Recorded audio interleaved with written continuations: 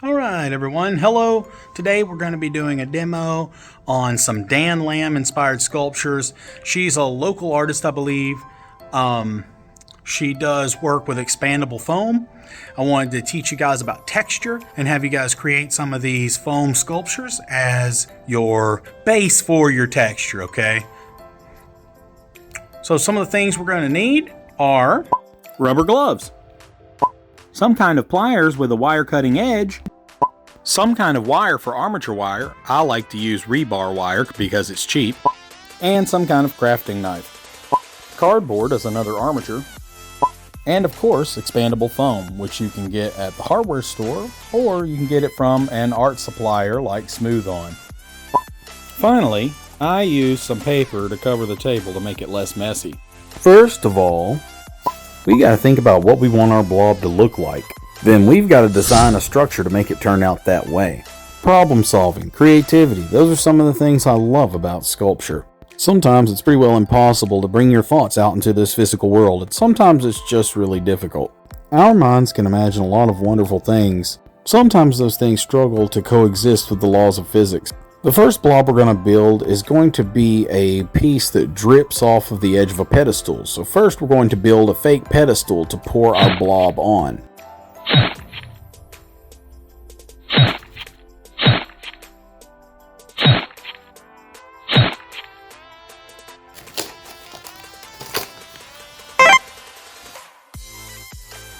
Now that we cut out our basic shapes, we can go ahead and fold this into a form. Right now I'm pre-creasing the cardboard. This gives me a more professional edge, but it also allows me to stick this together with hot glue and it won't fight the glue as much. This is a principle that I carry over from carpentry. You want to work with the materials instead of against them. I'm going to go ahead and put some hot glue on the shortest side, and then I'll just trim the rest of the sides to fit this one. You'll notice that I did not close in my fake pedestal. That's because I only need 3 sides. This will save work and materials because this part is disposable, so we don't really care if it has all 4 sides.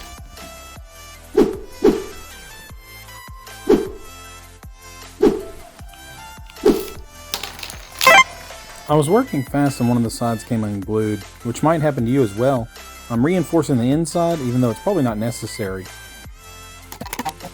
I'll use one of my trusty rubber bands to hold it while it dries. I used glossy paper and mold release in hopes that it would help the foam come off the cardboard later. It didn't really seem to make one bit of difference. After applying foam to my fake cardboard pedestal, I went ahead and donned some gloves and tampered around with the foam, making sure it was right where I wanted it. That's an example of a pedestal mounted sculpture. Let's go ahead and get started on another type. Now that we got the cardboard armature cut out for the second piece, I'm going to rub the cardboard across the corner of the table to make it more pliable. Now that the cardboard is soft and I can have my way with it, I'm going to roll it up into a cylinder and glue it together. I've trimmed up the edges, made a top, and glued it on. Now I'm just trimming the edges around it. Instead of measuring, I'll just trim it off after the fact and it's much easier. This one's going to be a self-standing piece, and the cardboard will help it stand while the foam legs dry. That's another one out of the way. Let's try to create another concept. I was thinking that this sculpture could have some stalagmites coming up out of the main base. I could use straws as reinforcement. Although this one's going to look similar, I'm demonstrating another way to make legs. I'll elaborate a little more on this one when we get further along in the project and you can understand what I'm talking about a little easier. I'm just going to keep cranking these things out. For the next one, I'm going to use armature wire. As you can see, I made the wire in the general shape that I wanted the sculpture to be in. Now I'm applying the foam to that. At this point, I've decided to do a little time lapse here so you can see how big the foam grows.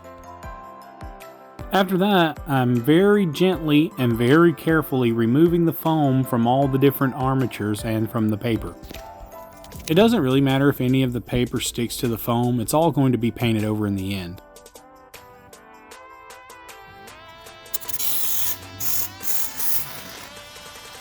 Now I'm applying foam to my straw stalagmites and my very organic straw legs.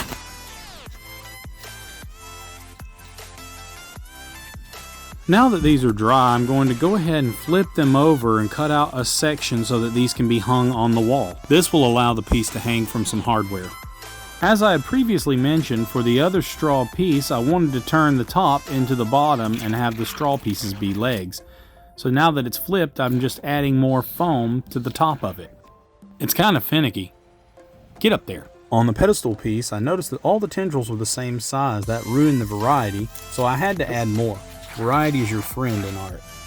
This video ended up being a great illustration of a principle that I use in my art. When I'm waiting on one thing to dry, I go and work on another piece so that no time is wasted.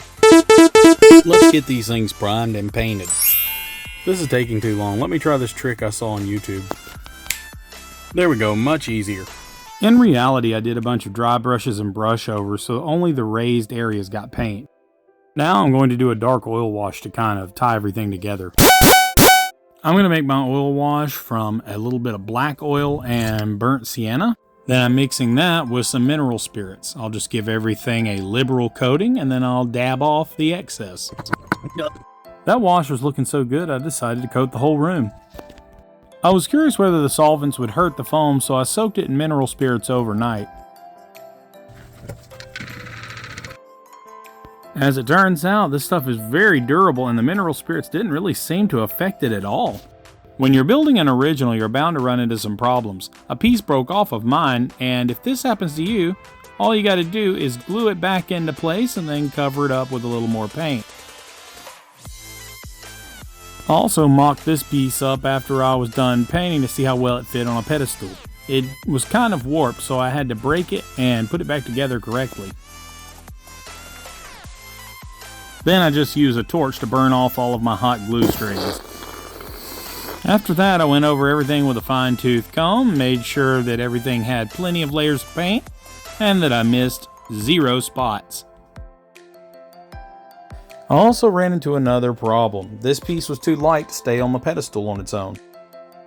I just sliced out a trap door and screwed in a very heavy lag screw, then sealed it up and covered it over with paint. By the way, acrylic paint makes a very good glue. Now it's time to roll the Glamour Shots.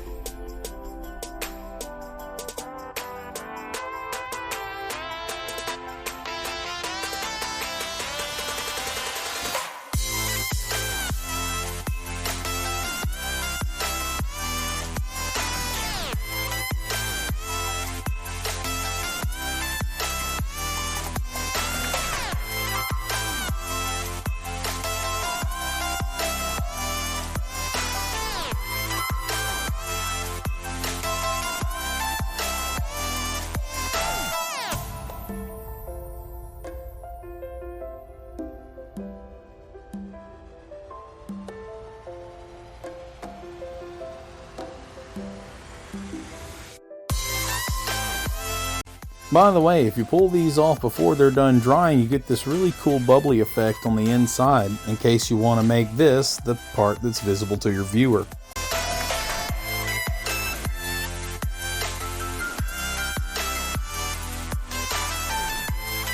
So that wraps up this demo. We're going to be looking at a few more spin-offs from this. I made a few more pieces just to show you some different things, some different techniques. But this video is running a little long, so I decided to bust it up into a few videos. Thank you guys for watching, and I will see you all next time.